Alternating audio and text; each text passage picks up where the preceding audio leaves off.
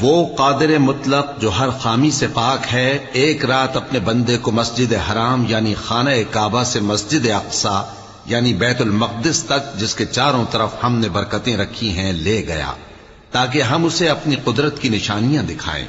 بے شک وہ سننے والا ہے، دیکھنے والا ہے۔ اور ہم نے موسیٰ کو کتاب عنایت کی تھی اور اس کو بنی اسرائیل کے لیے رہنما مقرر کیا تھا کہ میرے سوا کسی کو کارساز نہ ٹھہرانا۔